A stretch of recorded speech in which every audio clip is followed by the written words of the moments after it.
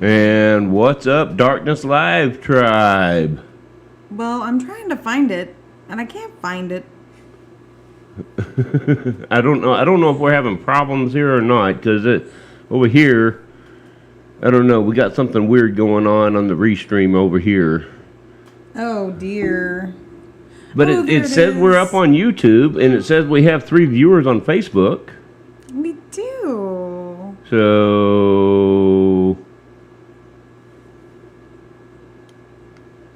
Okay. Okay, that works. Interesting. I don't know what's going on with Restream over there, but Happy Monday. What's up, guys? We made it through. Hi, Cindy. Hi, Lena. Oh man, it was so good to see both everyone. of them. Got to see everyone this weekend. Everyone. That's well, almost everyone, but that was asshole. My hair's literally sticking up. Look at that shit. My hair's literally sticking up. It won't lay down. I have a... What do you call it? I have a... Oh my god, look at that. Look at that. Look at that on the screen. I don't even know what to do right now. Just ignore my whatever. Anyways, yeah. Your alfalfa hook? Yeah. That'll work. Hope you guys are doing wonderful. We had a fabulous weekend. I want to thank everybody who was part of this past weekend. It went off without any real hiccups. It was great. Thank you very much. Yes, yeah, Cowlick. That was awesome. Yep. Cindy said Cowlick. Yeah. It must be. Lena did too. Yeah. Oh, it's yeah. There we go. Yeah, girlies, it's I guess I have a cowlick. Lena has one today too. Oh gosh. Today has been a crazy busy day. I got redirected a whole lot of places and backtracked a whole bunch and haven't had time to sit down until like right now. So I'm glad I'm sitting. So yeah. Oh, Lena, you don't have to apologize. You do not have to apologize. No, you were here Friday night. Yeah, you were here Friday night, and I know that if you guys could have been here Saturday, you would have been. So don't even worry about it. No worries. It's all good. You know who else was like almost about to be able to make it, and then like last minute they couldn't make it? Who? Tay and Lakin. Oh, really? They were planning on coming, and then they had like a last minute like hiccup, and man, they couldn't. That would have been so awesome. I know. That would have been so awesome. We should have had. You know who I kicked myself for not inviting? Who? Brandon. Yeah. He probably wouldn't have been able to make it, but that would have been awesome. You never know. But yeah, I felt like terrible because I was like, shit, why didn't I think about inviting Brandon? Like I should have, and it didn't even. Yeah. That's a long ways, like that. Yeah, that's. It's quite a little hike, but yeah. So for those of you that don't know what she's talking about, they threw me a surprise birthday party Saturday night, and it was a surprise. I had no clue whatsoever. Yeah, it was pretty cool. I wish I could have seen the perspective from everybody inside, seeing what your face looked like. I have a feeling you probably were like, what? Like confused, like what is going on? Well, it was like when I first opened the door, I'm holding watermelons and something else. I can't remember what else I was holding. I'd just gotten back from Walmart, and I opened the door, and there's 2 of my daughters standing there, one of which I haven't seen in quite a while, and they've got phones in my face, I presume shooting video, and I'm like, what are you guys doing here? And I started to look at I'm on it right now, Estee. I'm on it right now. I started to look at the daughter that I hadn't seen in a while, and call her names because she hadn't been around to see me in a while. And then I noticed there were lots of other people. Yes. And I was like, and holy crap! And then I realized that it was like wall to wall bodies in the kitchen, and I was like, what the hell is going on here? Yep. Anyway, it was really cool. It was really cool. Had an amazing time, just hanging out with everyone. Threw up a fire in the fire pit. Just yeah, it was awesome. Yeah. Saw We had a lot of Essie fun. and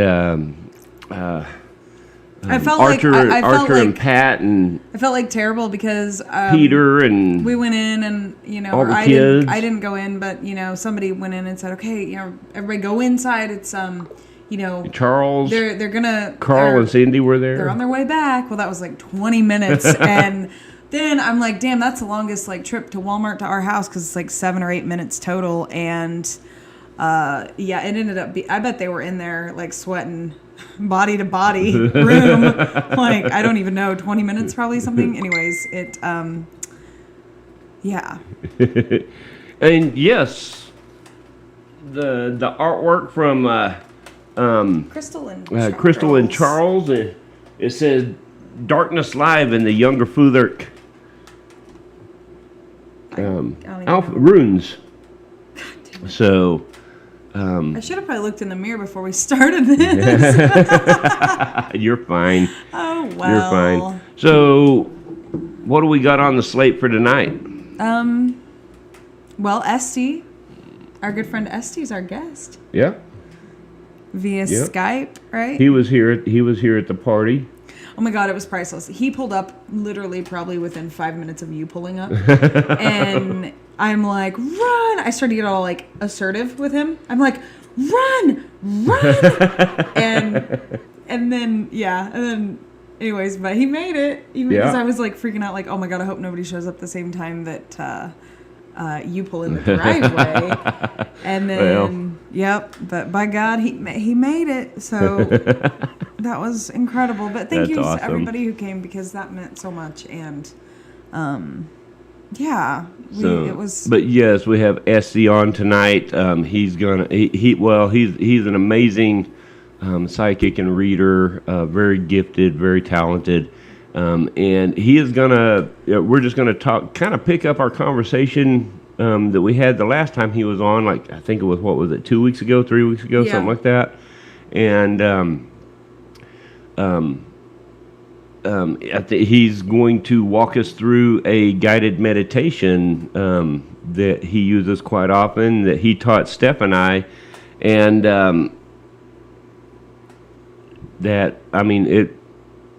it's really amazing. Mm-hmm. So I think we're actually past the time that I'm supposed to dial him in. So let's get him dialed in here. Get him dialed in. It's nice that my mouse is actually working now. My mouse wasn't working very good a while ago. This is true. All right, so we possibly have all 3 kittens at home. Come on now.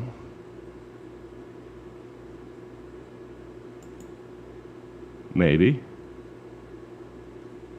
I should probably put my headphones in, huh? Hey, Carl.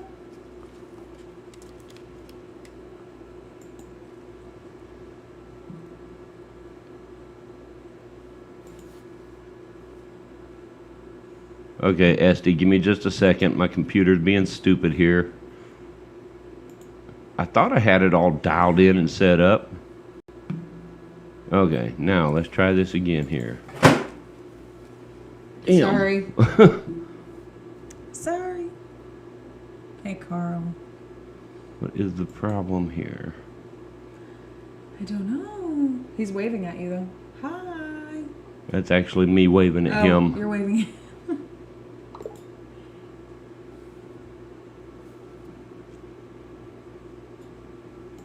Okay.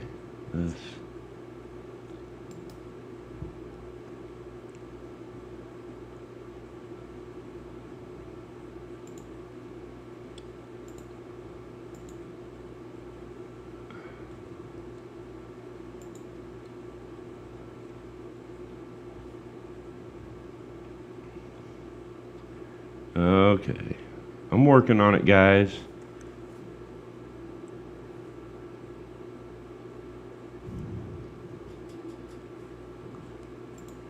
Now, Try this again here.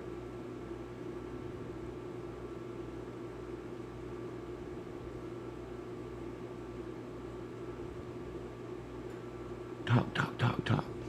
Huh? Talk. Oh, sorry. Dead air. Okay. Dead air. I was just reading. I had to reboot my Skype, so.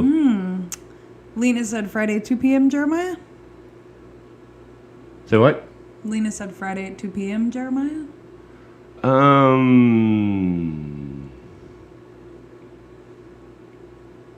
You'll be picking up kids.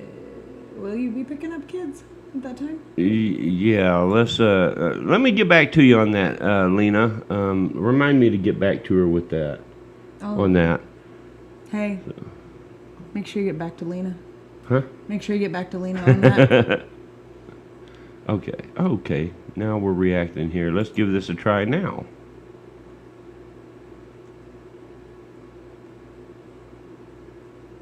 There we go. Maybe.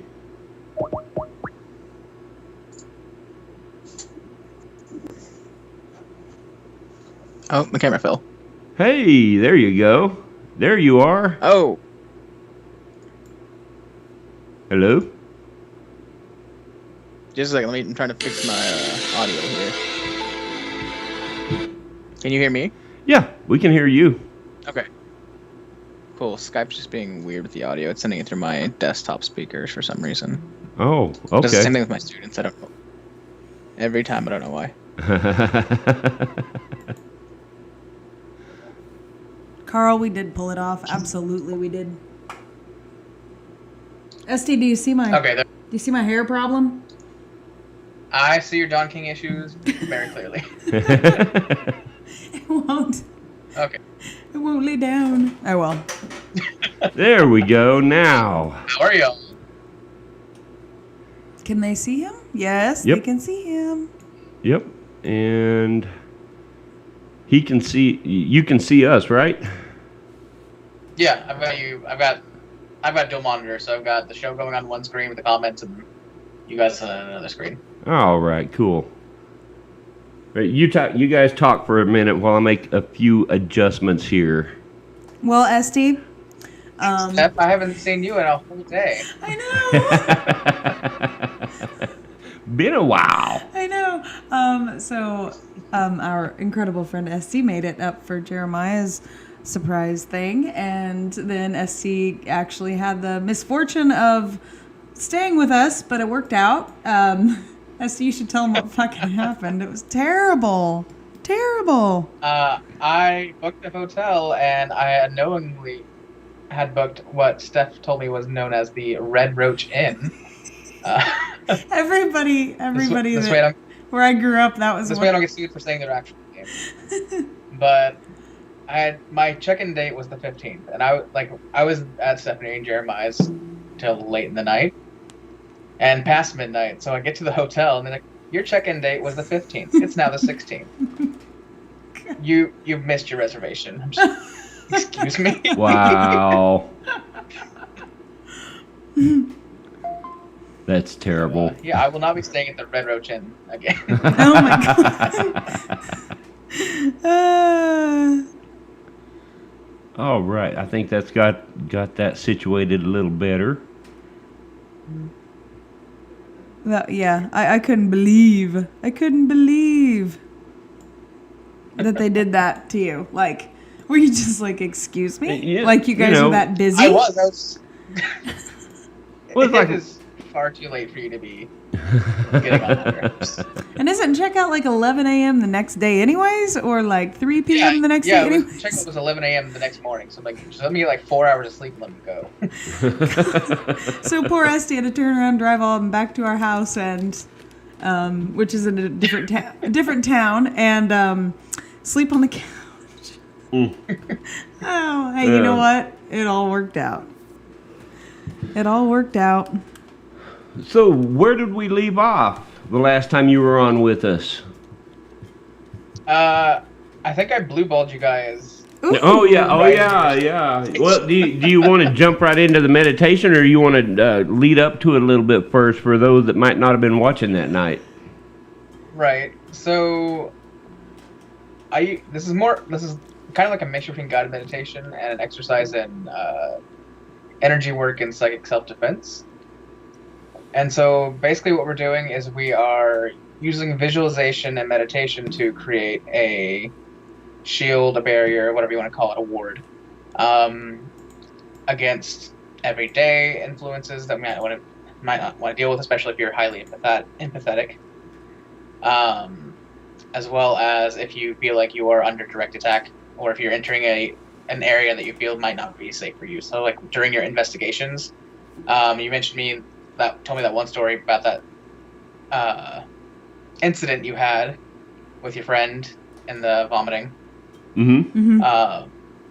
That would be a good time for that. Also, it's really versatile. So you can any intention you place on this while you're doing this meditation, it carries over into that ward, and so your guides and your subconscious kind of picks up on that and kind of carries that intent with it. And it's a lot of people do active shielding when they do psychic shielding. This is more of a passive way of doing it. Like, it's an active thing that you go through to do it, but once it's done, until you make the choice to get rid of it, it's kind of just sits there on your skin, Right. or the area. Right. Wherever you kind of land it during the meditation. Mm-hmm. That's been one of the things that I find probably the most useful, and doing the work that I do.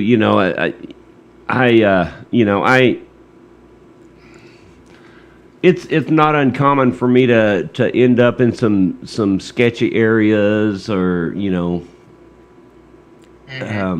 places that have some, we'll just call it questionable energies floating around, and Right. you know what I'm talking about. And so, yeah, it's been probably. I'll say it like this. I probably would have had another very short, even though I love the work, I would have had another very short hospice career if it wasn't for activities like this that help to guide or guard me from, separate those energies, make them easier to shed and easier to deal with. Sucker hurts. Definitely. Like, I still commend you both. Like, I could not do what you guys do on a daily basis. Well, I could not teach German to people, so that's mutual. I don't even know how to say anything in German except du hast. Is that even German? Except what? Du hast. Ah. It just means you have. You have. Yeah, he's literally saying in the song, he's saying you have me. That's it? And then, yeah, but when he finishes the sentence, the final sentence is, du hast mich gefragt. He's saying, you asked me, and I have nothing to say. Ich habe nichts gesagt. So in I'm other just words, it suicide. sounds a lot cooler than what it actually means.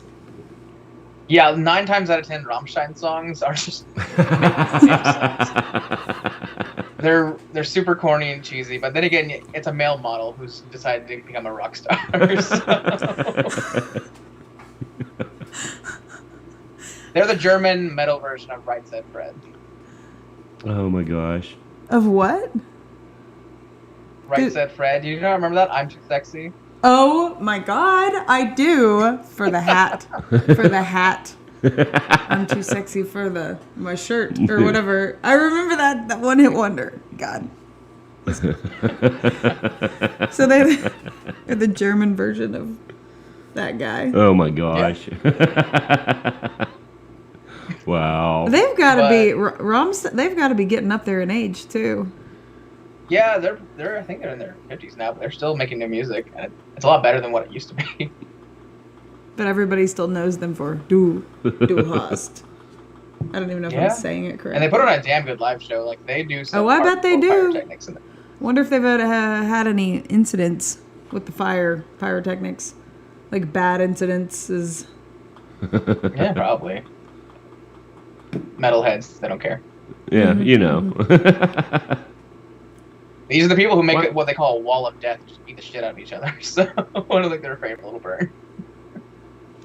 Oh wow, where did he go? There he is. Well, I need what you're about to do. I think Jeremiah starts doing this. You should just put him on the screen. Like, take us off the screen. Just put him on the screen. All eyes on you, my friend. I have 2 meditations that we're going to go through, actually. Ooh. The first one is going to be the mirror one. And the next one is something that my teacher taught me. I don't know if she made it up or she got it from some random book in the 80s. Who knows? But that one's called the Secret Garden Meditation. And what it does is it helps you connect with your guides and receive a direct message from them. There we go. Ooh. Well, let's dive right in, man. Oh. All right. Okay, hang on. Jeremiah's going to put all eyes on you. Maybe. Yeah. Okay. No. I was just looking at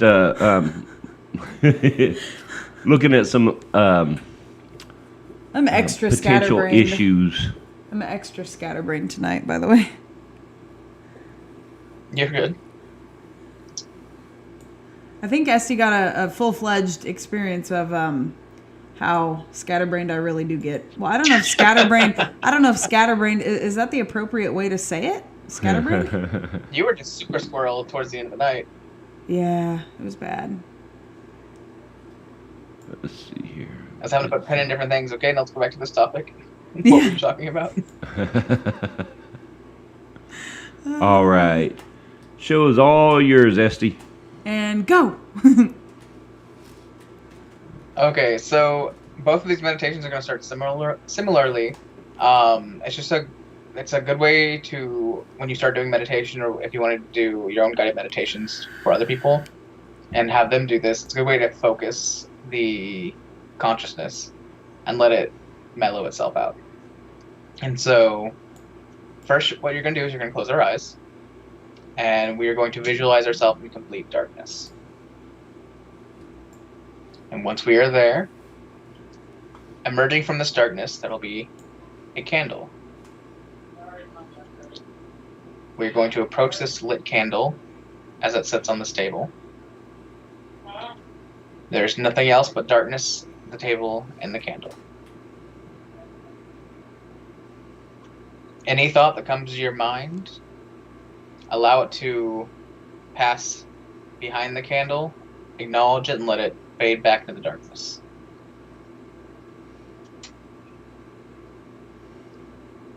We're going to do this for a few moments.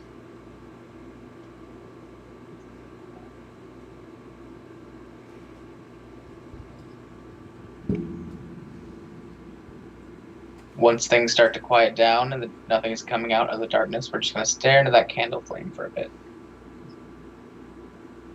And we're going to focus our intent and our will, put all of our focus into this candle flame until we can make it stand still.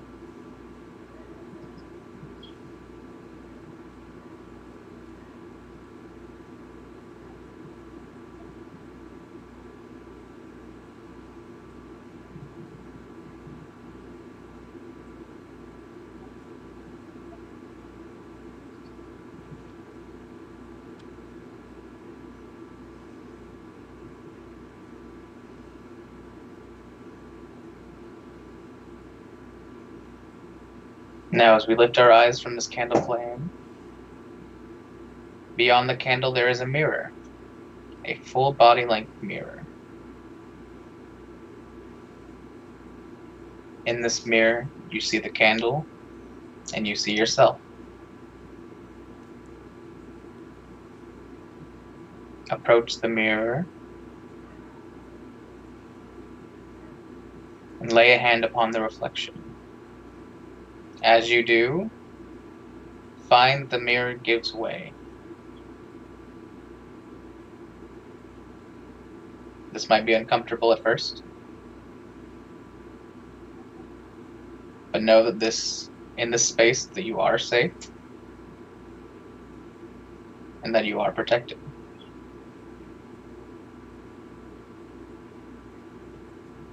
With that knowledge, we are going to take a step into the mirror, allowing its surface to cover every inch of our skin as we pass through it.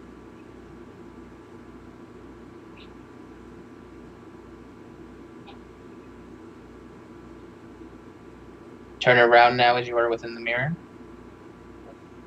And without opening your eyes, look at your hands and see the crystalline structure that reflects the light from the candle off of your skin. And know that this mirror that now covers your body reflects not only the light of the candle, but any influence and any energy that is being sent to you. Take this moment to address the mirror and speak to it. Let it allow the energies being sent to you by your guides and by those who care for you that is there and meant to do you good and serve you to pass.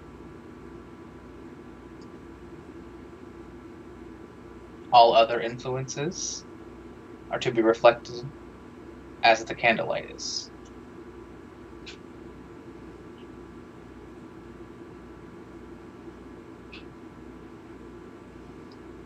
Take a moment to allow this to settle on your skin and become used to the feeling.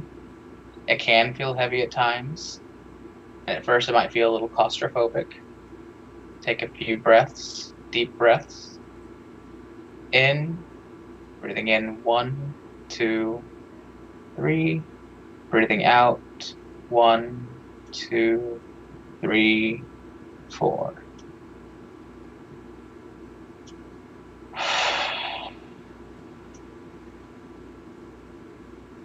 Take as many of these breaths as you need until you feel comfortable again. And you have now successfully created and settled your ward.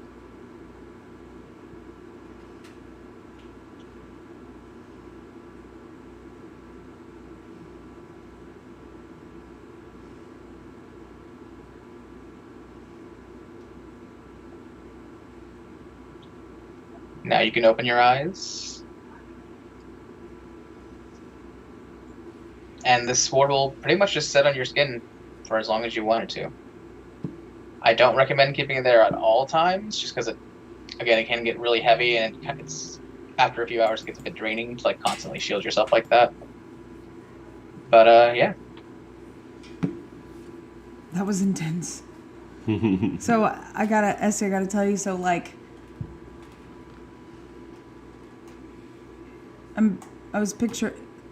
so I should have asked this before you did this because I couldn't remember, but is it from first person, or is it from you're literally looking at yourself and you're watching yourself do this, or are you experiencing it? That's to your discretion. Okay, because I was watching myself. I like to experience it myself. Okay. But it's your discretion. It's whatever makes you comfortable. I kind of did both because when you put your hand up to the mirror to begin with, I was watching myself do it, and then when you said step through it, I watched my hands go through it first, and then felt it was a very interesting feeling because it almost feels like this crazy feeling, specifically on my shins and my feet, and just everything.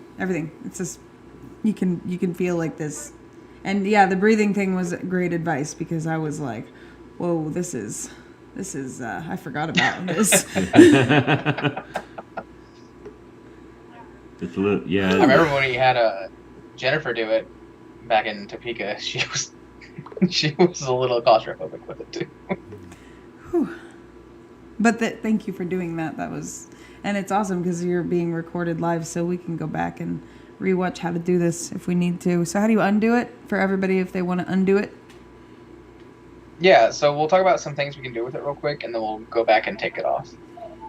It's good to have a few minutes to just set it, get used to the experience of it, because it feels like especially if you're used to energy work and feeling energies, it feels like there's something just sitting on your skin. Yep. I'm very aware of my toes and my ankles and my heels and my shins and knees right now, all simultaneously. My elbows. And so you can set an intent in this board while you're inside the mirror space, and for specific things too. If you feel like you need specific protection against one thing, like let's say you think you're going into an investigation, a ghost investigation, and this place has a reported activity of making people ill or scratching. You can set the intent that no entity is to pass this at all. You can even, this isn't really conducive to investigations because you kind of want to be noticed, but you can also even just set the intention of not being seen. And I did this, so I was like 18, not the most ethical time as a human being. You're not just super concerned with ethics. But also it's a great time to learn to play around with your craft and your energy work. But I remember having this really annoying roommate when I was 18. And I heard him come in the house. I heard him go say my name in a really annoying way, looking for me. And I just did this meditation. And I set the mirror up on myself. And I said, "You don't see me. You don't see me." And I just imagined an actual mirror being there, just reflecting the room.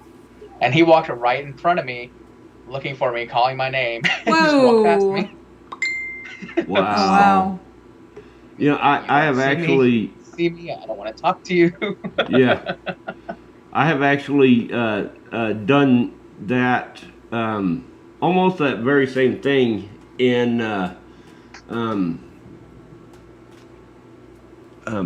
some situations before, and I you know, I mean, I can't really get into the situations, but I really believe it was actually truly helpful in managing and diffusing the situation.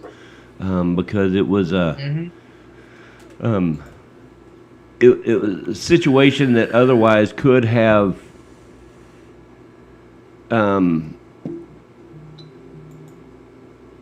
really kind of gotten volatile, you know, not necessarily by any action of mine, but, you know, just you know, people being people. Right. So, yeah, it was it was. I didn't set the intention of. Basically, the intention I set was that, you know, aggressive or volatile energy just passes right by. You know, and I don't remember the exact words that I used. That was quite some time ago. But it was last year about this time. So, you know, in a couple of particular locations, I had to go in the course of work. So, yeah, it was just very, you know, potentially very volatile situations were just easier to diffuse and manage. I think. Oh. I don't know if I ever told you about any of that. Somebody's family member? No, well, I can't really get into details of it, but Well, everybody is somebody's family member. I guess that was a little vague. I maybe. But yeah, I like to leave stuff like that at work. So Leave them work at work. Hey, Charles, check it out. It's staying up there. Yep. It's staying up there. I love it, by the way. So does Jeremiah. Let's get into some of the different variations and things that you. I think you were going to touch on this. Correct me if I'm wrong, but some of the variations and things that you can do with this exercise. So, the one that I'll show or have everybody do or try to do is expanding the mirror past yourself and creating almost a sacred space, and it creates an area that is warded like this. And this way it helps if you're like, let's say you're on an investigation and you're with people who are inexperienced, in psychic self-defense, or who are having some negative effects of the entities that are there. Mm-hmm. You can cast this ward beyond yourself to encompass them. So for little people. And yeah, kids too. Yeah. And you can, if you're doing a working, it's good to do if you're going to do a ritual or like a house cleansing or anything like that. Or let's say there's a particularly bad storm and you're worried about damage to your house. You can set that intention to go outward, and let's just shift those energies to move around this space. So in other words, we're all like these big tornadoes have like plowed through but left 1 or 2 houses standing. We know where the witches live. I'm totally kidding, but that was great. Somewhere. Yeah. Yeah. I have seen crazier things, so. Yeah. And that consists in like weather witchcraft and weather working, but if you've ever reached out and touched a storm, it's an interesting experience. That just sounds intense. That sounds intense. I mean, it's fun. Again, it's not smart to do, but it's fun. Well, I'm picturing the guy from Mortal Kombat when he says, "It has begun." In the storm, you know? Yeah. Yeah. Not because storms just have a shitload of energy course through them. Some of the causes the plasma and the lightning just slip to the ground. It's those energies connecting, and just reaching out and touching that pattern it's a bit much, but it's fun. Right. Yeah, that's exactly why, talking about, I mean, that kind of thing right there is exactly why, kind of dipping back into the runes a little bit. Bye, Lena. One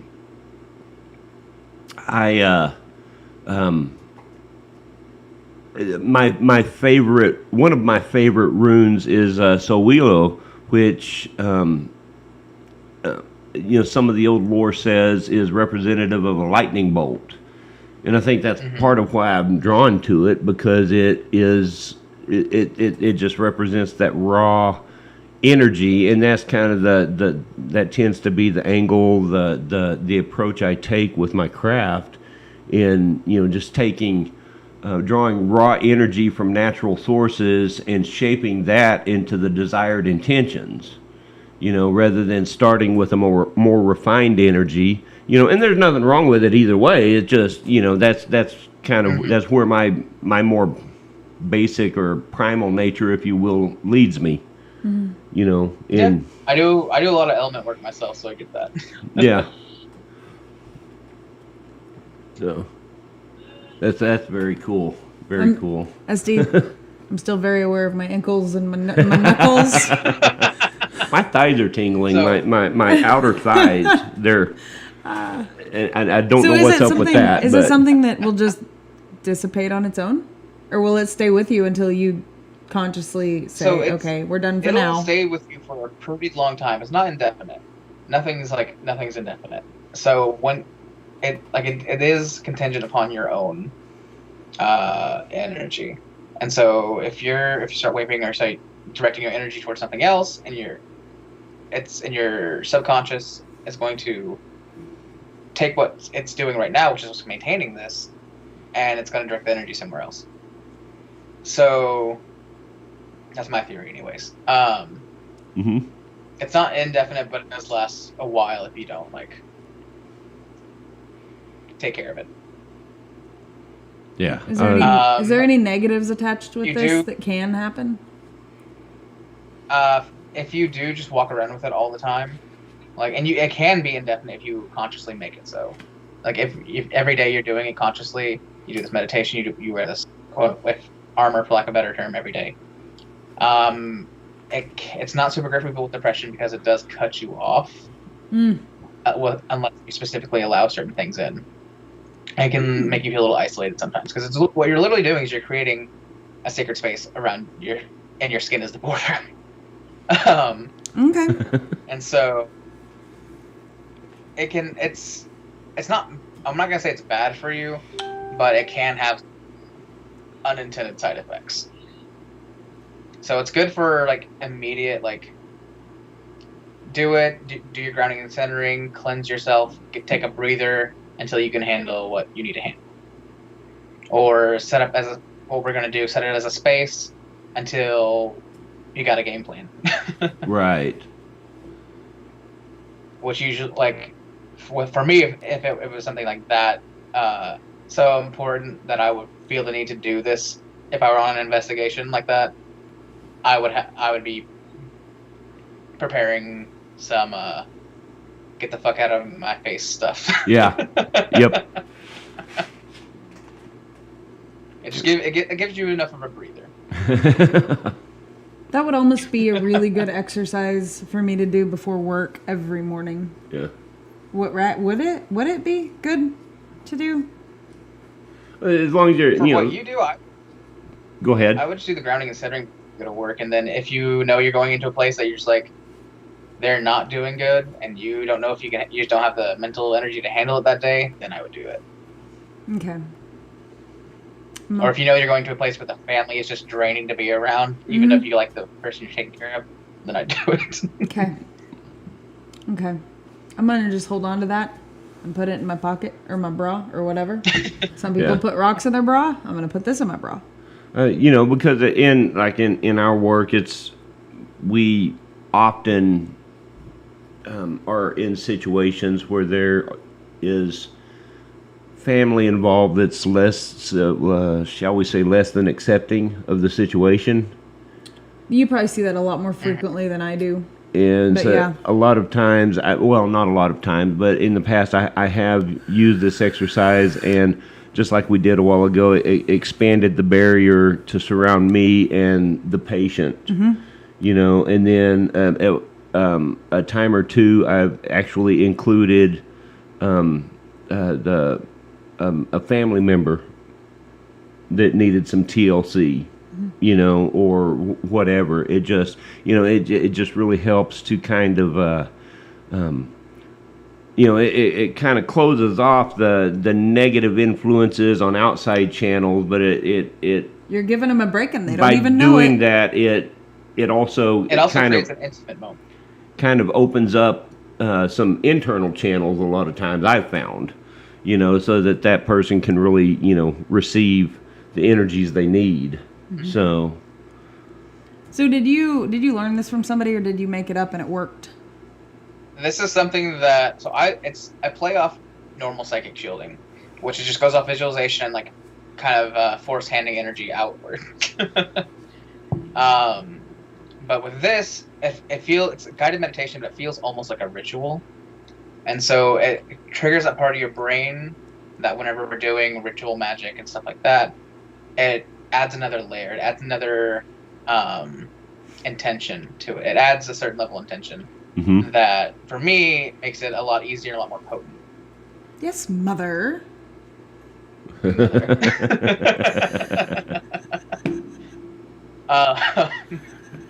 But yeah, so what you can do with this is, like Jeremiah was saying, when we were talking about casting it outward, is if you go ahead and close your eyes again, and I would recommend probably one of you two. We'll have Stephanie do this because you've done it before, Jeremiah.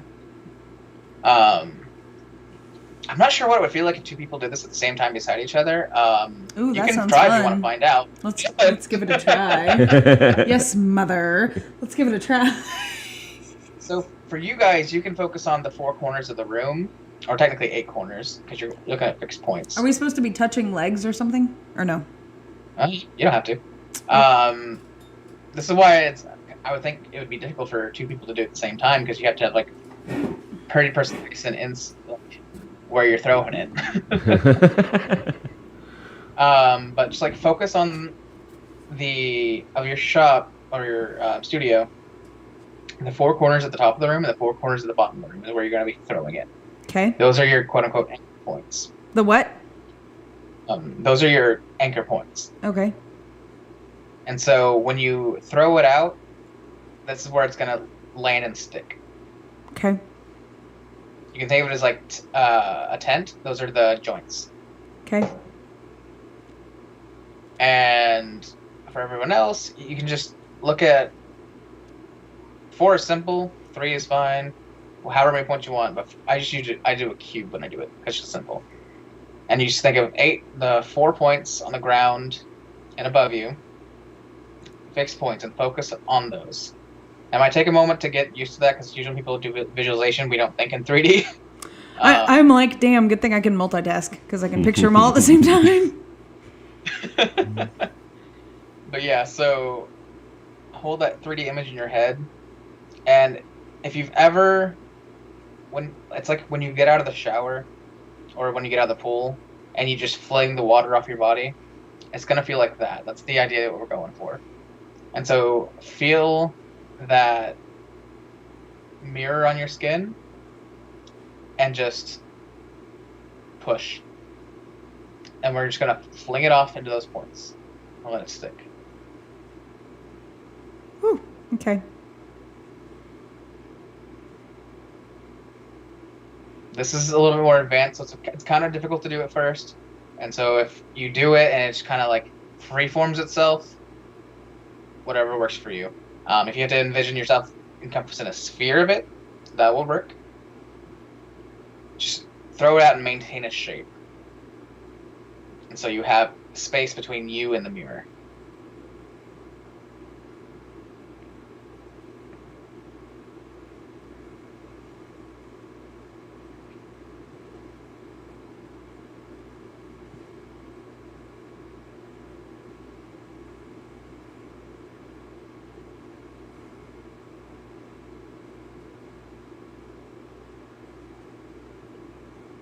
And you have effectively created a little safe zone for yourself.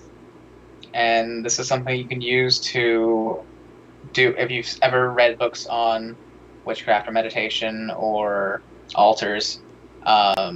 This is what you can use to create a sacred space on the fly. This is a space that is... There's a lot of talk in witchcraft and magic in general, and folkcraft about being between worlds. And the power that people hold when they're practicing magic and stuff like that is that you stand between the worlds to affect them both. And this kind of sets a little pocket space between the physical, the spiritual, and the mental. Wow. You're pretty much in this little shell. And you can choose what you let in and what you let out. Okay. And from here, you can go about taking your finger and tracing runes on the mirror, however you want to do that. Sigils. Oh, You can wow. do your rituals here in this space without having to worry about going about setting up candles and setting your boundaries, doing all this and that. This is kind of like the physical representation of the next meditation that we're going to do. Whereas we brought the inner out here, in the next meditation we're going to take ourselves inward. And so whenever you're ready, you can allow that mirror to... Well, first, how are you guys feeling? So, it felt like... Okay, so I'll try to describe this. So I was literally picturing something like, not a vacuum, but something literally pulling all of that off of me. And then it took the form of something, and I'm standing right in front of it. And then I blew, and it went all over the walls, like splattered all over the walls. That's literally... Whatever works. What? Whatever works. Yeah, that's literally, in my mind, what happened. One thing I noticed It was something very specific, though, that I was staring right at, though. Yeah. Which I thought was weird, what it was, but Yeah. it was really weird. One thing I noticed is I didn't really notice it when we went through the first meditation and put the ward up, but there was kind of almost a weightlessness involved with that. So And then when I expanded my ward to the room here, all of a sudden I got heavy again. You know, because I don't know. It was, and that's not really sufficient. It just was. That's the best way I can describe it. So there's not real words in English for, the way it really felt. So let me go into a little more detail. So when I was staring at this thing, and then I blew and it splattered all over the area I create or so in my head. Okay, guess who was inside the box? Guess what was inside the box? Frank. Yep. And I didn't prompt that. What does that mean? Well, at least now you know he's not malicious. Yeah. For good. That's true. For once for all, you now know. That's true. That's true. Hey, Ben. Hey, Ben. No, I was just curious what that means, because after I blew, like, immediately I looked down to the left and he's just sitting there. Well, that's interesting, though, because you look down and saw him. Most of the time you see him when you're looking up. Yeah. So that's kind of interesting. That's a different detail. Mm-hmm.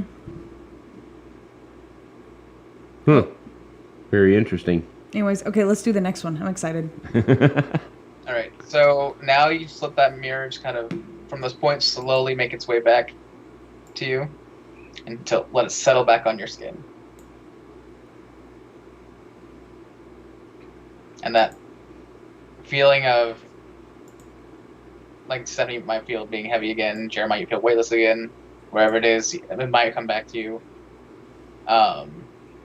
Might feel a little off at first because we're doing a little bit back and forth here.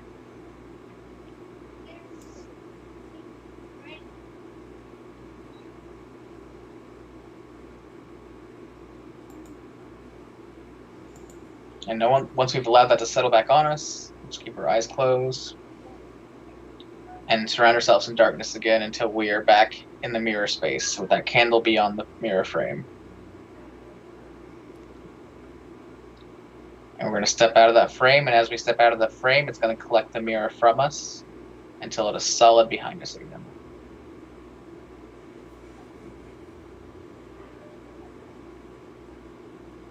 You can turn around and inspect to see that it is there and whole before you let the mirror fade back into darkness and return to the candle. Take a breath. In, 1, 2, 3. Out, 1, 2, 3, 4. And allow the candle to go out as you open your eyes.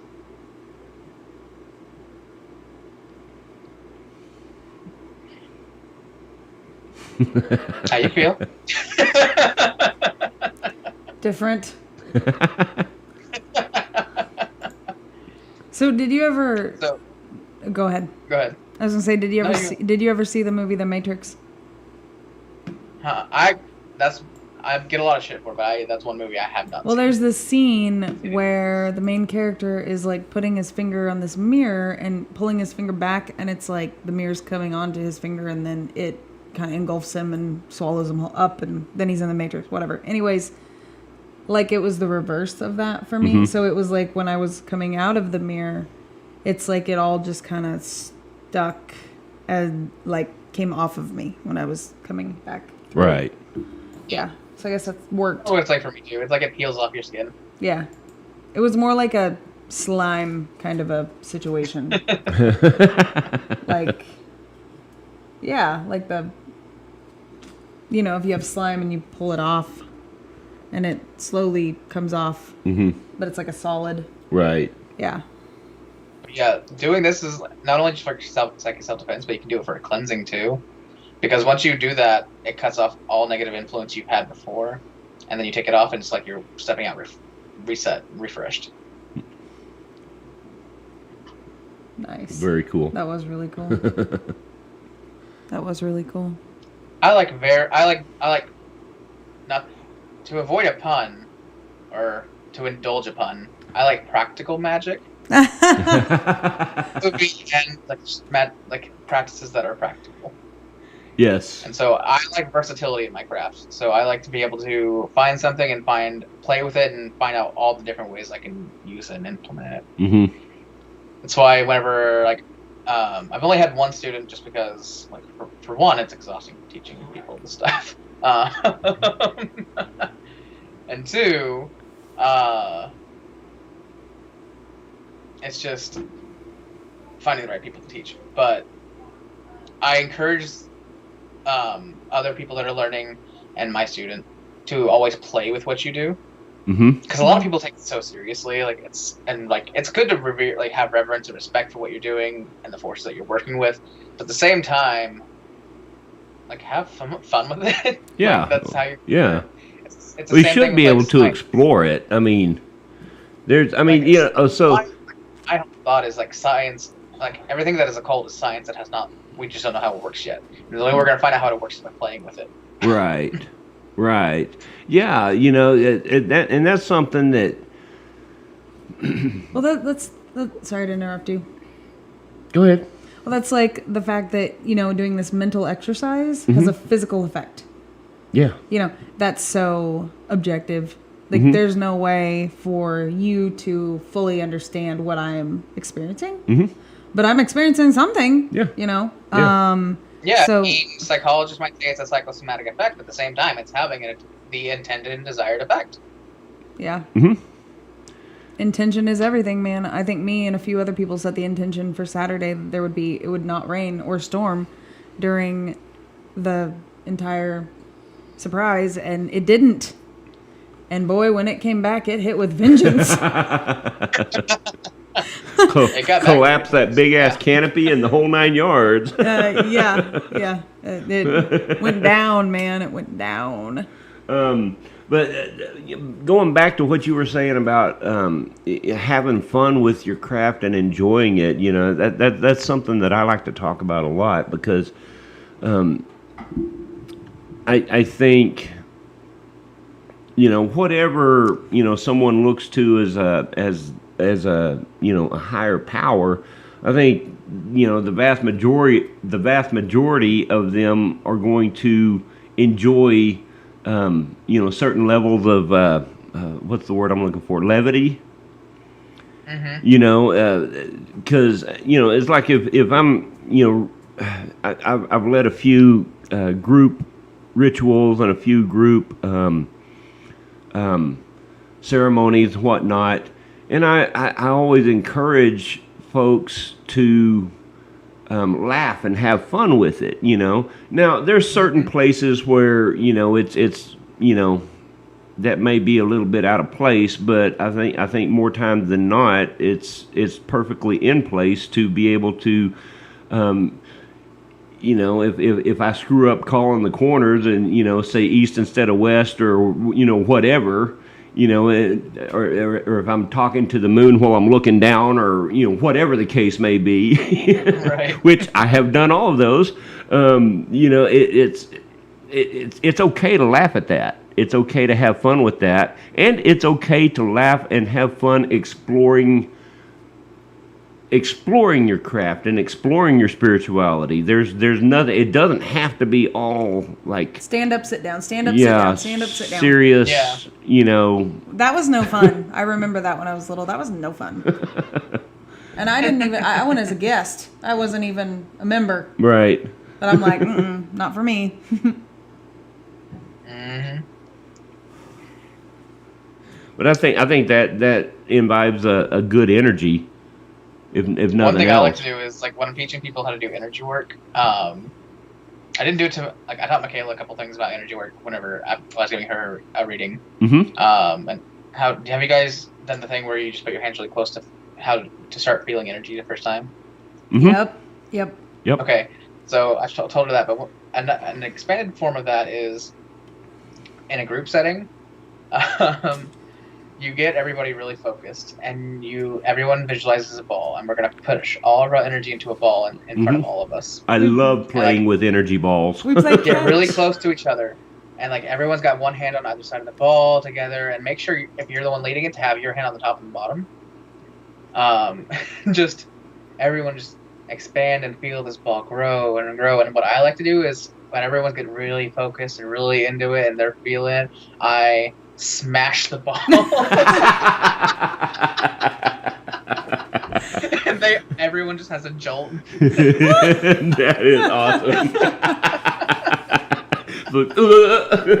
Yeah, it's one of my favorite things to do.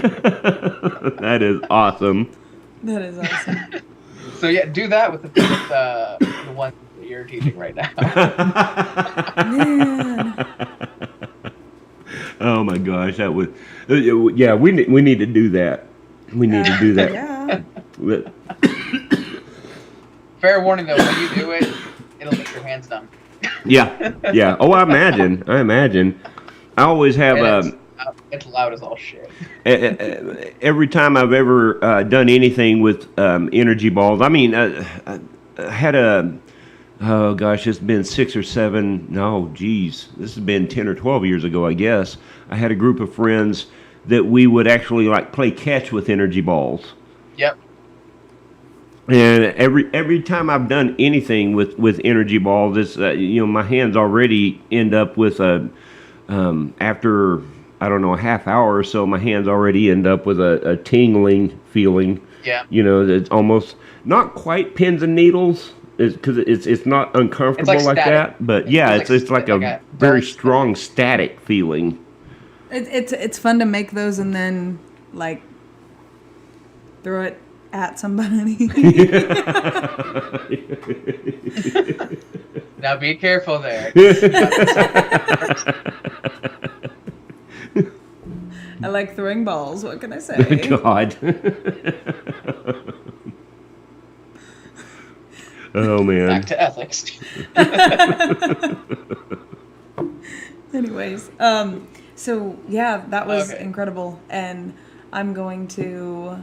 There's a couple people that I can think of. I think would benefit from learning this exercise or this meditation. Yeah, I find it to be super useful. It's a little advanced for people who don't do energy work, but if you're doing it as a guided meditation, you walk them through it, and their guides do the rest. Like their aura, their energetic body, their higher self. It takes care of like the technicals, if they're being guided through it. So that's why I've turned into a guided meditation. Right. I appreciate that. Then once you do it once, it's like muscle memory. You can kind of do it again, and then when you do it again, it just gets easier and easier and easier. And then to the point where you don't even have to do the meditation at all. You don't have to go to the darkroom. You don't have to walk through the mirror. You can just like bring it out onto your skin, and then cast it out. It's. What color candle did you picture when you did yours? I pictured a white candelabra candle, or not candelabra. Yeah, mine's usually white, like a really tall, skinny. Old white dripped down candle. Yep. That's been there for.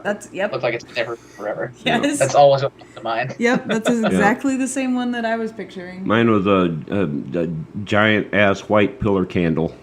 Okay. Like, okay. I don't know. That's always I It don't was know. white- it In was my white? visualizations, that's like almost always my go-to candle. It was white? Yeah. Huh. It's either, in my visualizations, it's always, unless there's something specific that's called for, if the candle color isn't called out specifically, it's always either white or black. And in this particular exercise, it's always been white. So. Probably something to do with intent there. What's that? Probably something to do with intent there. Yeah. Well, black has always been more of a protective color to me than anything else. Or it could be that, how do I say? It could be because the room's so dark, immediately you're going to think white to be able to see it. Or something. Well, for me, the idea is that I don't see white as like good or protective. I see white as blink. And so if you're being guided to something, that's why I think a white candle is just going to come to mind, because white is just absence, and so it's just, for me, that's like a clear-cut indicator that you don't know where you're going. It's if white's being shown. Right. Whereas if you see a black candle and you associate the protection, then next time you go to do it, you might see it as a black candle since you're specifically doing it to be black Hmm. or to be protective, Right. depending on what you're wanting to do. The unconscious is kind of fun. But so now that we've had a breather, Whoosah. so this next one, my teacher calls this the secret guarded meditation. Again, I don't know if this is her. I don't know if she copied this from some book from the 70s. Who knows? I don't really care because I've kind of changed it a little bit along the way. But what this does is we're going to go to what she called the secret garden. I call it my sacred space. Okay. You're going to go to your sacred garden, your sacred space. And the idea of this is you can go in with a question or just asking for general guidance here. But I'm not giving you spoilers, but by the end we will have an answer or some information. Okay. And this dips into a little bit of mediumship, a little bit of channeling, and a little bit of intuitive practice. Okay. All right. So whenever you're ready, we're going to go back to that dark room and look at our candle. So once again, we are closing our eyes and we are sitting in darkness or standing. And from this darkness, a candle will be lit.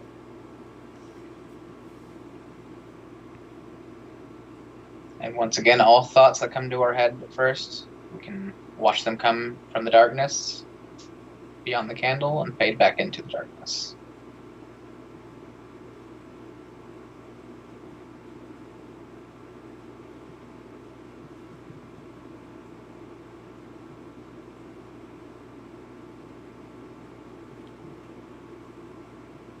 Now we're going to focus specifically on the candle's flame. Intently focus on this flame until we can get it to stand still.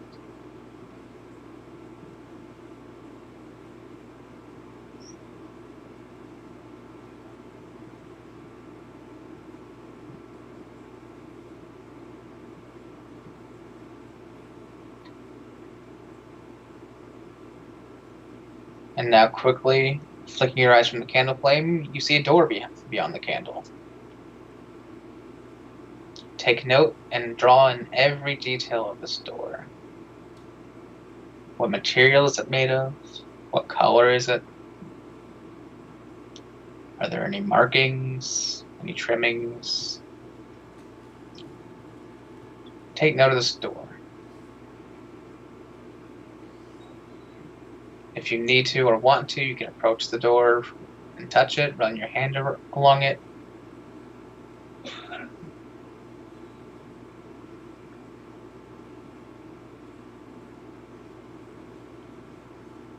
Take in every detail of this door until you know it by heart.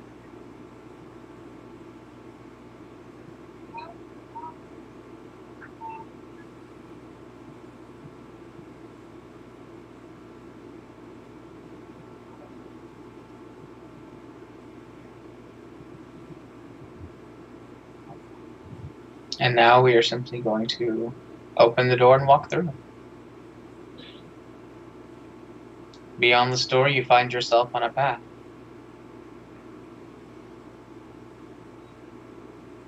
Breathe in the fresh air. Take note of this path. What is underneath your feet? How clear is it? Is there vegetation? Are there trees? Is it day or is it night? Are there clouds? Does it look rainy? Or is it a clear sky? As you begin down this path, take note of these things.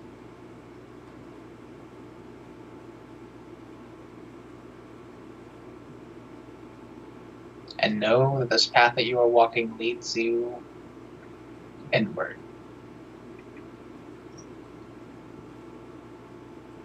We are going to the center.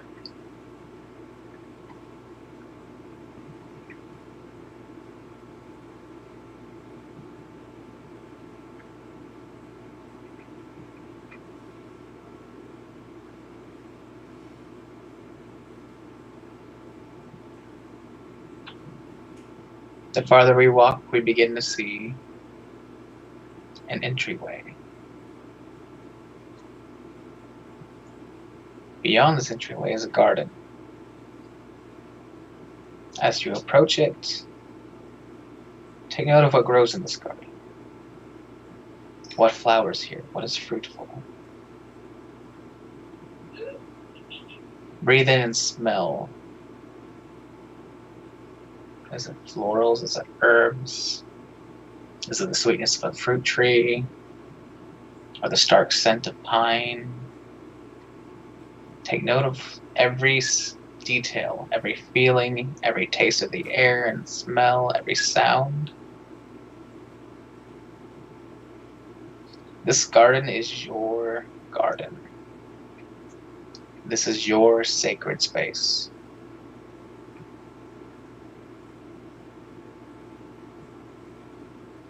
Nothing or no one may enter this space but you.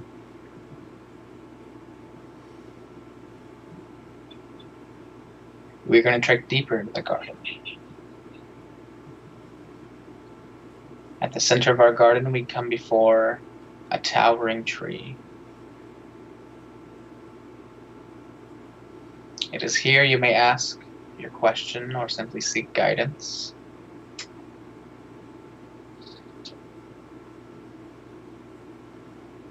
As you ask, a vine will grow from the tree and flower. As it flowers, there is an object blooming within this flower. Reach out and take it. What is this object? Hold it within your hands. Study it.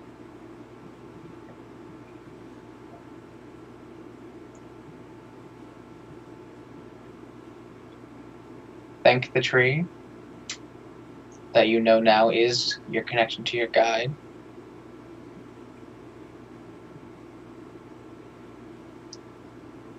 And you may linger here if you like, or you may begin your trek down the path back to your door.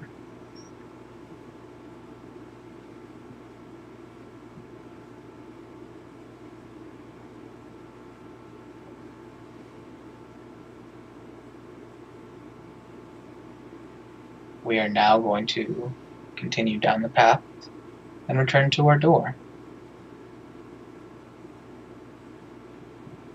Know that you may visit this place anytime you wish, for clarity, for relaxation, or to further seek knowledge.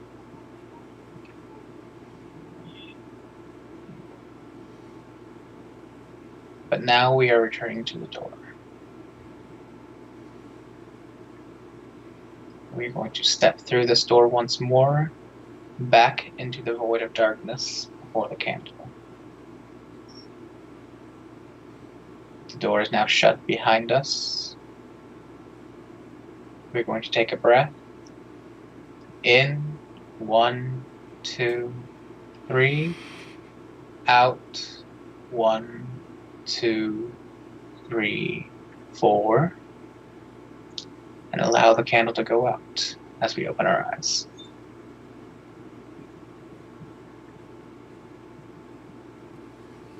How was that? That was pretty. It's pretty wild. Yeah. Did you get the answer that you thought you would? I didn't ask a question. I was just looking for guidance. So that object you got, Mm-hmm. this is where our intuition comes to play. The what? What does that object mean to you? The object that came from the flower. This is where intuition comes to play. So what does that object mean to you? What's the meaning behind this object? I have no idea. Do you mind sharing? So mine was Or a. we can talk about it. Yeah. No, you're fine. Mine was a scroll with very Okay. ornate wooden hand carved end caps. It. So you're seeking knowledge. Yeah, So you it's need a knowledge. yeah, it's because I am kind of. It's just a mosquito eater. Well, it can go eat mosquitoes somewhere else. Because I am kind of on a deepened journey right now. I haven't talked to a lot of people about. Steph knows about it, but yeah, it's all about study and gaining a more intimate knowledge on certain things spiritual. Mm-hmm. So Yeah. So whenever you're ready, if you want to take time to next time, just if you go back there, open the scroll. You can pull it back, just open the scroll and see what's there. All right. So, mine was a very dark red apple. Okay. I don't know what that means. So, let's think of some symbolism behind apples. I have no idea. Well, when you see an apple, what's the first thing that comes to mind? My son. He loves apples. And so if apples are the first thing that comes to your mind is him when you think of apples, then there might be something with him that you talked about. That's interesting. Because let me tell you, the journey from the door to the garden was not a pleasant one. Yeah? When you said walk through the door and now you're on a path, I was in a canoe on River Rapids. Oh, okay. Interesting. Yeah. I've never even been on a canoe. So we're not really super comfortable with journeying inward, are we? And then when you said you're going to come to the center of a garden and I just see down, it's like mist coming up, and then I thought, shit, I better see a garden. So then I didn't full-fledged go down. I just went down a little hump and then there was a garden off to the side. And I got off of that and I walked over towards it. And the first thing I saw was some kind of a flower. Anytime you think of Hawaii, it's like this very vibrant orange colored flower with maybe some... Tiger lily? I don't know what that looks like. Let me Google it. But yeah, it's like this very vibrant orange, and I think there's a little yellow and maybe some little purple or red seed looking things that come out from the center. It kind of sounds like a tiger lily. Like stems that come out from the center. Sounds like a tiger lily, yeah. And had red. But yeah, so that was what I saw. And then the big tree was massive. And then the flowers that bloomed on the tree were white. And dark purple. They were I think they're annuals, and they're anyway, some of them were white and some of them were purple, but the apple came out of a white one.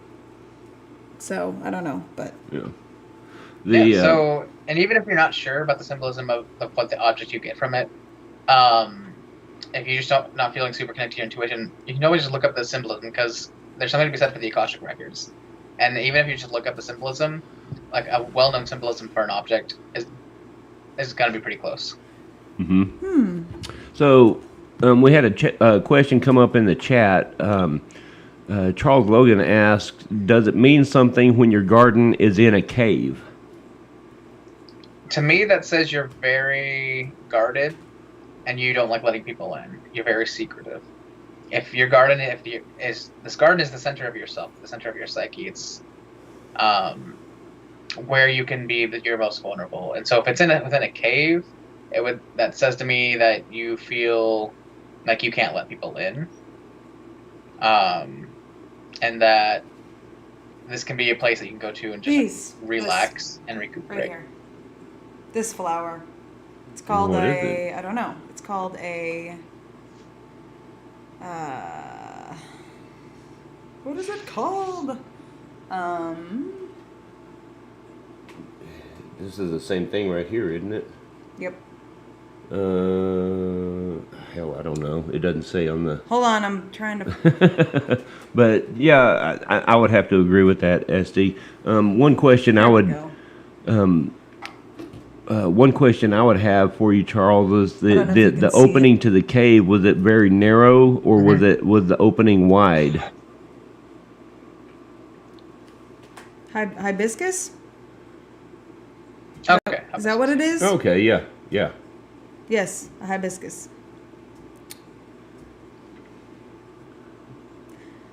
Yeah, that's interesting that, I went on a rapid ride and then thought I was going to fall to my doom in my canoe and then didn't, and then get off and go to this garden that I see these hibiscus, and then it's a apple that comes from the tree. First thing that... You're kind of uncomfortable with introspection.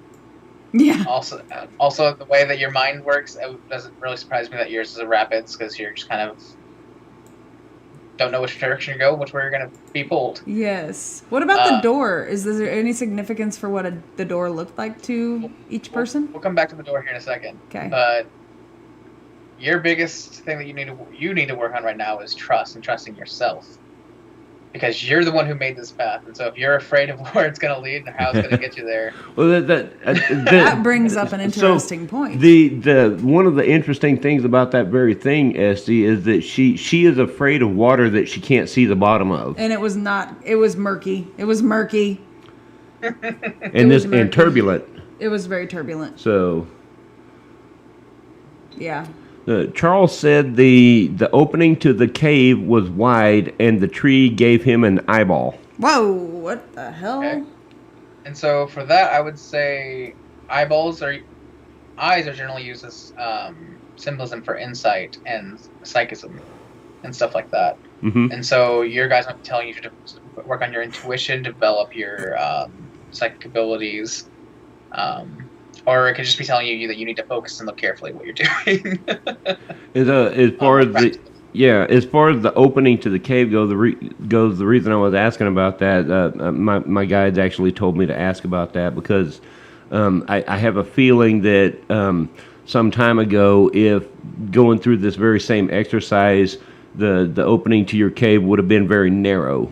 That would tell me that if it was super narrow and you could barely fit through, very close-hearted, very closed off to people. Being a little bit more wide, it's a little bit more accepting. You probably only let your only closest of people to see who you really are as a person, and you only let maybe 2 or 3 people into who you are as a person. Mm-hmm.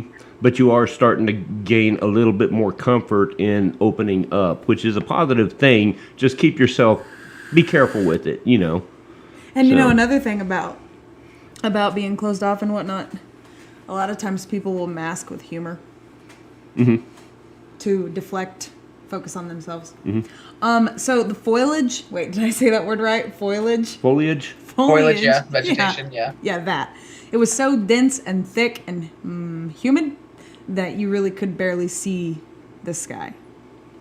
That it was all green and, you can imagine, My tree was a big-ass walnut tree. It didn't have pretty flowers. It just had the drab old walnut flowers. Well, my tree but it was still, the walnut's my favorite tree, so. I feel like, like the massive trees like in Northern California? Like the redwoods? Like the big old trees. The sequoias and redwoods? Yeah, it was one of those, and it didn't have flowers on it. It just grew the few little flowers when it was getting ready to give me an apple. Mm-hmm. So I don't know what kind of tree it was. If I saw a tree that looked like it, I would identify it. But I'm not a botanist. I don't know trees. Jeremiah's always like, "Oh, that's a walnut, and that's a willow, and that's a fuck if I know, a maple." And I'm like, "Oh, well, which one's poison ivy? I just want to know what's poison ivy." And that's one of the ones I don't pay attention to because I'm one of the few that's not allergic to it. So yeah. Yep. But yeah, this thing, the door is something. What did your doors look like? You want to go first? Do you want me to go first? Go ahead. Okay, so my door was a wooden door. It was probably about the color of your gun holster. Mm-hmm. Maybe a little darker. It had 6. So you know how on like doors it'll have like the squares that are like, Mm-hmm. I don't know what Raised those panel. are called. Yeah.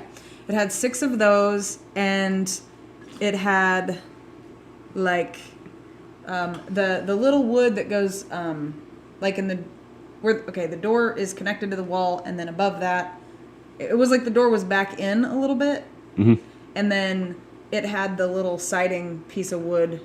Yeah, Like, that's called molding. Did it have the angled piece Yes. at the top? Yes. That's crown molding. Yes. Okay. And then the thing I thought was interesting was So it's very ornate, very ornately decorated. The door handle was old, and it was like silver, and it was silver because it was. If silver isn't polished, what happens to it? Tarnishes. Tarnished. Yeah, Tarnished. It was a tarnished silver, solid, and then it had the keyhole under, like an old door. Like a skeleton key. Yes, that's exactly what it was. So that's what my door looked like. Mine wasn't all that dissimilar. But it was it didn't have a finish on it. It was a wooden door, very, very heavy wooden door, and it was not actually not set in a wall, but it did have the trim and the coping around it. But wow. it was walnut, very. It was a very, very thick, very heavy door. It was probably 2 or 3 inches thick. So it was, it was a very antiqued door, and the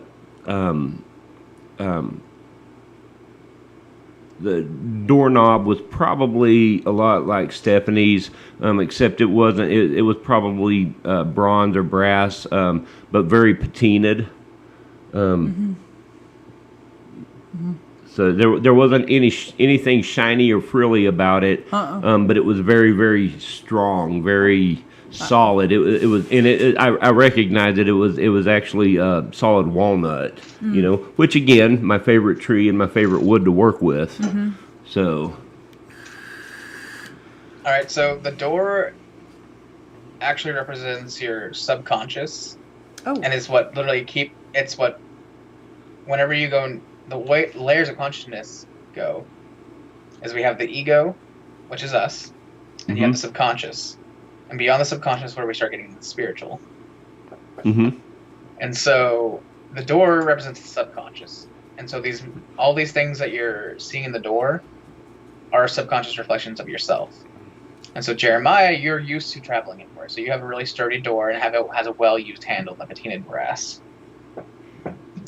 Okay. And Stephanie, while you have a very well-kept subconscious, that tarnished silver means it's gone unused for a really long time. It's been ignored.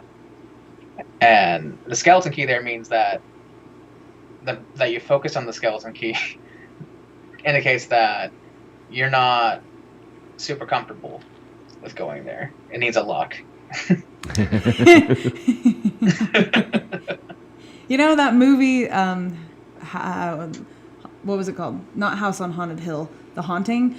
And Bruce Dern is the gatekeeper, and when the gal arrives for the study, she's like, "What's with all of the locks?" And he said, "Yeah, what is it about locks? Is it what's on either side of the door you don't want to cross?" I don't remember. You didn't see that? Okay, well. Well, I anyways. saw it, but I don't remember that line. So. But yeah, Bruce Dern says something about, there is something about, what is it about? Locks Going that just into, makes you feel secure. Going into Charles's door, though, that tells me that you actually have a very active inner child and that you're a very fun person whenever you're not guarded. Say that one more time. For Charles's door, he said it was red, then turned green, something like Alice in Wonderland with the door knocker, the door face. And that tells me that he has a very active inner child, and that he likes to have fun and play around a lot whenever he's not guarded. That doesn't sound like Charles at all. Unless the subconscious. That was, for those that don't know me well, that was sarcasm, by the way.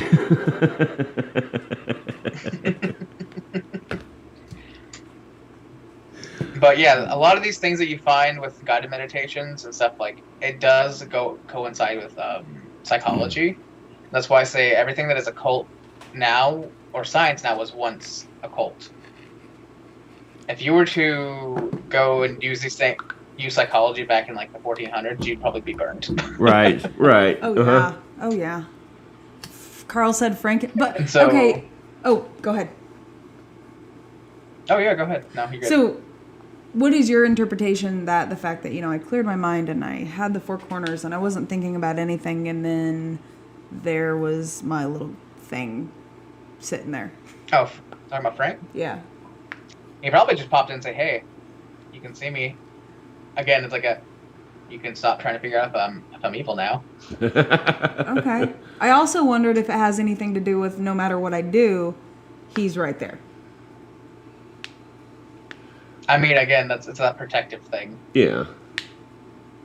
He's been looking after you for a long time. He's been looking after your family for a long time. Maybe he And is part especially of if you the... like doing new things to develop and stuff like that, that specifically helps you interact with spiritual things and Do you think be it to communicate do you text think from. do you think Frank could be one of my guides and I just don't know it? Like, is it Very possible. he's something that I could call I mean- upon, so to speak? Like, I've never tried it. To be blunt, I've never tried it. Not once. Not all attachments are guides, or some of them are just things that find us and just like us. I do Some of them know. are things that have found our ancestors and like them have just stayed with. I do with our know people. with Frank. I do know that, like, I've never tried to call upon him, but when he's been present, I've told him to leave me alone right now, and he goes away. Like, Yeah, so whenever you're feeling brave, you can throw up that mirror room and oh, that would be scary as fuck. See him in the mirror? Oh my god, in a dark room. Oh, Estee, that's what No, nightmares no. are made of. throw up your mirror room. Oh, gotcha. That's a Go safe. into a room with mirrors. That's a safe place to do that in. Right? Yep. That's a safe space to do that in. Yeah. Yeah, because you set the intention that it reflects and buffs off anything that you don't want there. Okay. Hey, SD. Or for the, we didn't say that we didn't want there this time. We said anything that is negative Right. and does not serve us, Right. which means service. That means he is not negative and that he does serve you. He's my. Yeah, he's my. Well, yeah, he is what he is. Whatever Yeah. he is, I still fully don't understand what his purpose is. Like, I still fully don't. I know what it was explained to me. He By might not someone? even have one. He could just be someone who came around like, I like this. That could be. It's been the only thing that really makes me wonder is that he's been Stephanie's not the first person in her family to have had dealings with him. Right. He's followed her mom, her aunt, her grandmother, I think, from some of the stories Yeah, that's I've why heard. That's why I said And both of my it daughters. could be something that just found your ancestors. He likes us It women. could be something from your ancestors' time. He fancies the women It in could my be- family. For all we know, you could have had an ancestor that was wishing he's a familiar. Oh, I didn't even. That could. You know what? I wonder if that's why I have an affinity for spiders. Could be. Because that makes no sense why I have an affinity for spiders other than that. Is Very well could be.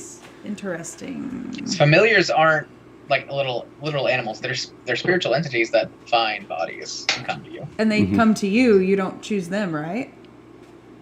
For the most part, yeah. Yeah. You can. I mean, there's some traditions and past that go along with forging a pact with a spiritual entity too, and they end up. Things happen, but yeah. Right.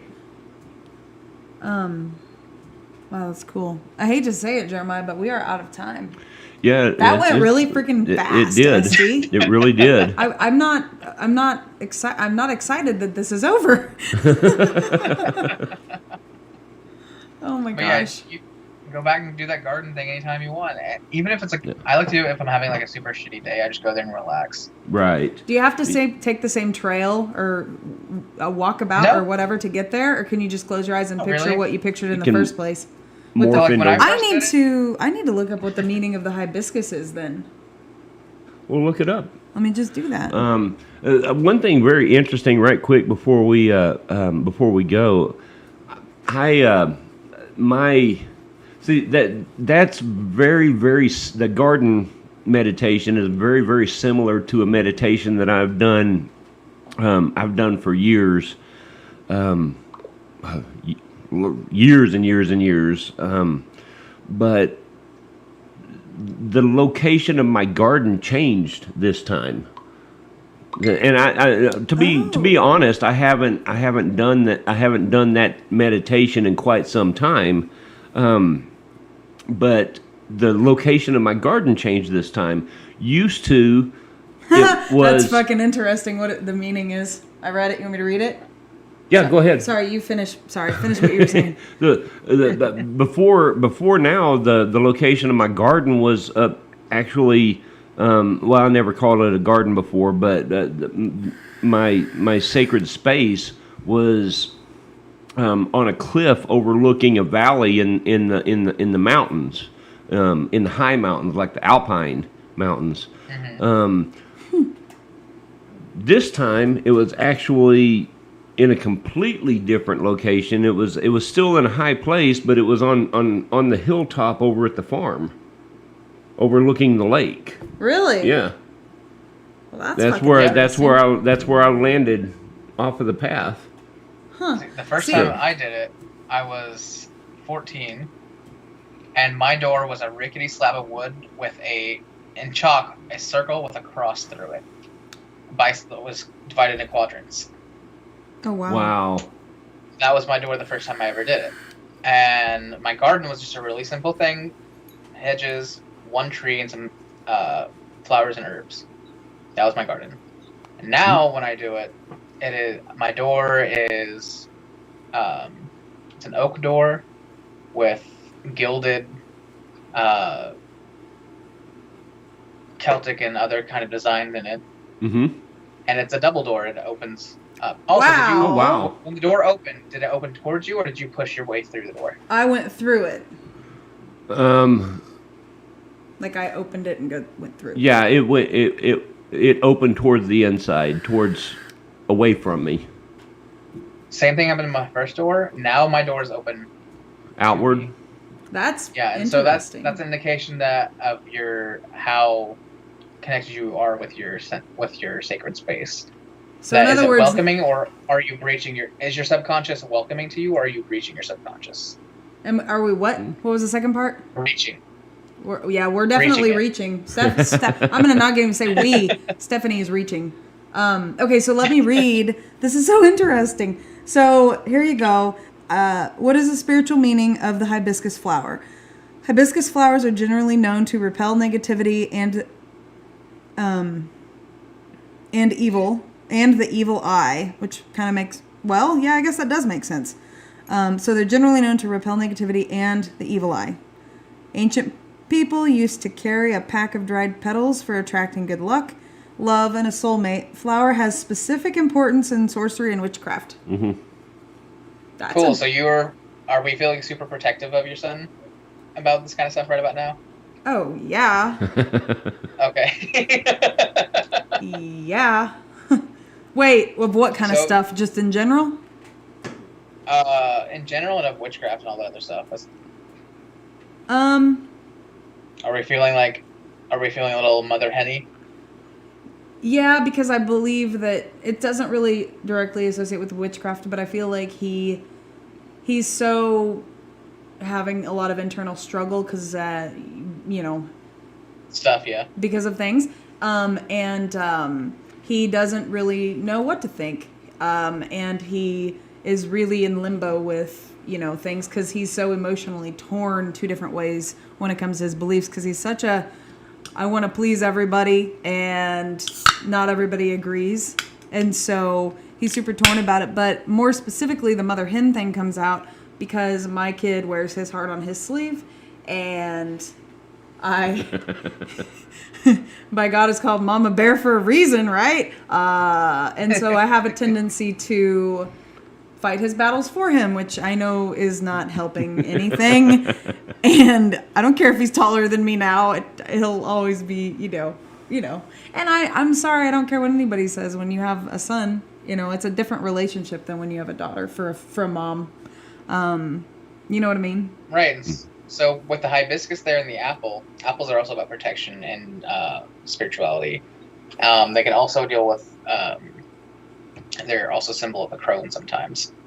That's why you see a lot of people who will bisect an apple and Samhain to reveal a star, and Mabon. But it might be just telling you, hey,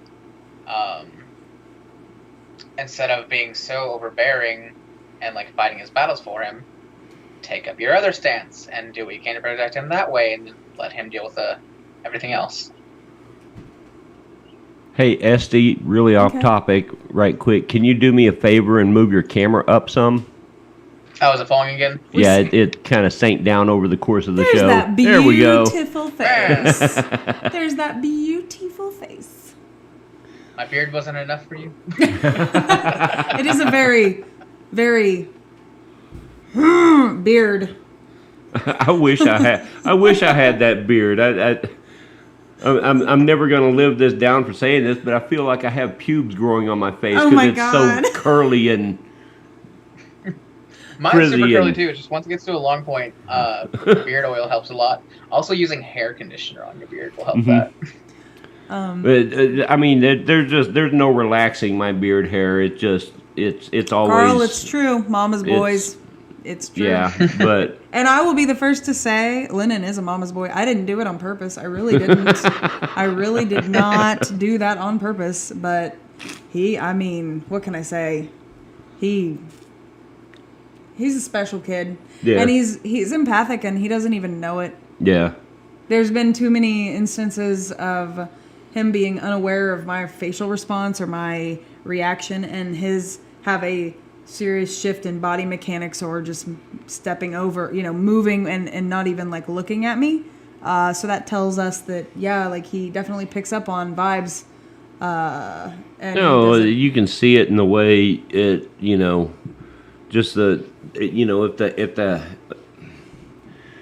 you can see it in his reaction to energies around in general. He's super, super empathic. Yeah. He just really is. You might want to get him some shungite then. Some what? Shungite. Shungite. We keep talking about it. We've been talking about this stone for a long time. And I just forgot to bring it with me. I have 2 shungite discs I was supposed to be bringing, and I forgot them. One was for Jeremiah for when he goes on vacation, so it can help anybody who might be throwing up again. That's the other for, one was for him.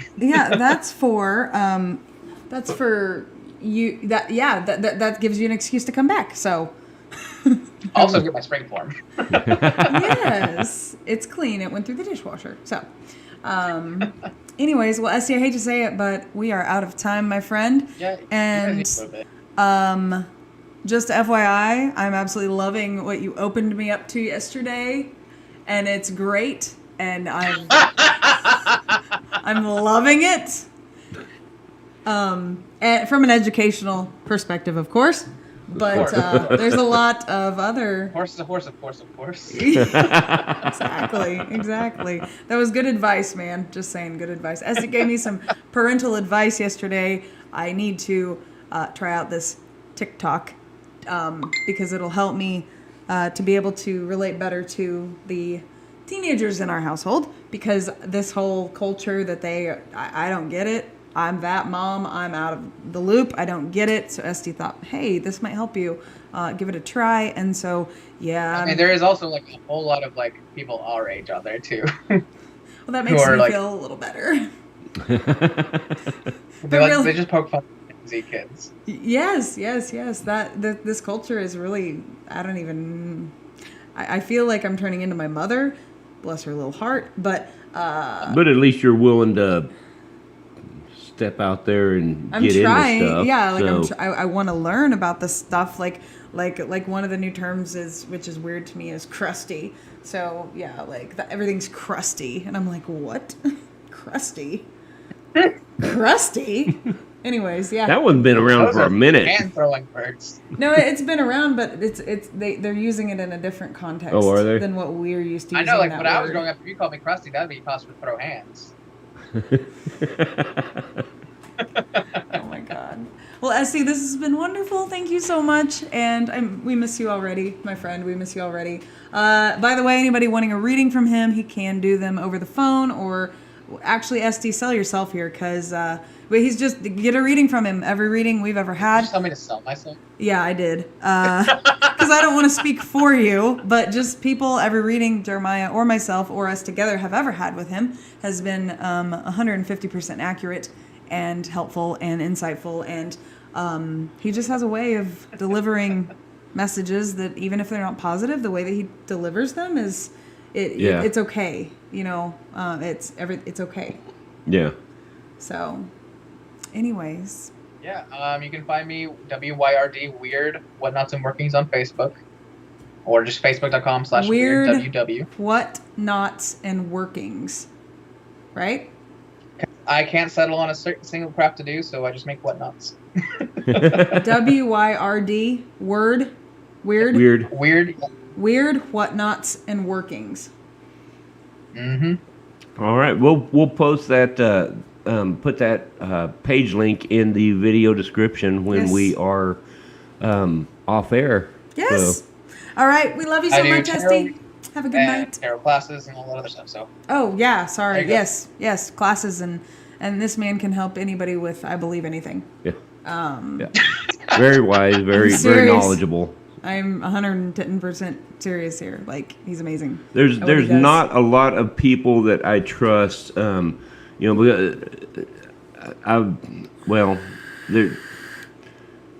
of some of the positions I'm in, there's just not a lot of people I trust. Not a lot of people I feel like I can trust when it comes to seeking guidance. When I'm having a hard time connecting myself. I think two of us are in the room right now. And there's the Estee's one of them. So, if you're interested, reach out and we can get you in contact with him like instantly. So, well, you guys all have a wonderful evening. And Estee, we're gonna hang up, man. And actually, we can just hang up when we hang up with him. Like. Yeah, we'll be back next Monday. Mm-hmm. Hope y'all saw Darkness Tavern on Friday. And anybody curious how I made it through the whole episode? It's because of what was Saturday, and I was afraid that if I had too many drinks, that I wouldn't make it through, and I'd slip up. I was watching the entire time going, she's gonna do it. She's gonna say it. Yep, and I didn't. I had no clue. I had just a couple. Absolutely clueless. But I had a couple little drinks. Just so it didn't seem like out of the ordinary completely. I had to play it up big time. So let me know next time you guys do it, because I'll bring everything to make those flaming pumpkins. Oh my God, that would be amazing. You need to come to the next one we have, which we don't have a date yet. We will though. But yeah, you guys have a wonderful night, and Esty, we love you so much. Thank you for everything. He's amazing. All right, bye, Mother. Goodbye. We'll see you later, Esty. Bye. That is always awesome. Always awesome to get to talk to Esty. Oh, yeah. Bye, Esty. He's one of my absolute all-time favorite humans. Ever. Ever, ever, ever. So, I've said it and I'll say it again. I just wish I could shrink him down and just keep him with me all the time. I'm being serious. I wish I could. Anyways. All right, folks. Thank you for hanging in there with us. I hope tonight was informative and good for you guys. These exercises that Esty went through tonight really are very, very helpful, very, very powerful. So yeah, make use of them, practice them. It gets easier with practice, and then they can bring about a lot of improvement for you. So in a lot of different ways. And I just can't get over this hair, man. Like boing, boing. Boing. It's like my hair took a little blue pill, Carl. Right? Wow. I went there. Okay, you guys have a good night. We love you, and we will see you in a week. Bye. In the meantime, you guys stay safe, stay And healthy. Charles, thank you for the painting. Yes. I know it's for Jeremiah, but I freaking love it. So yeah, that's amazing. You guys, in the meantime, stay safe, stay healthy, stay spooky, and keep shaking hands with the shadows. Bye. That was good. That was fun. And there was an inside joke about hair. Oh, yeah? Are we off? The camera. The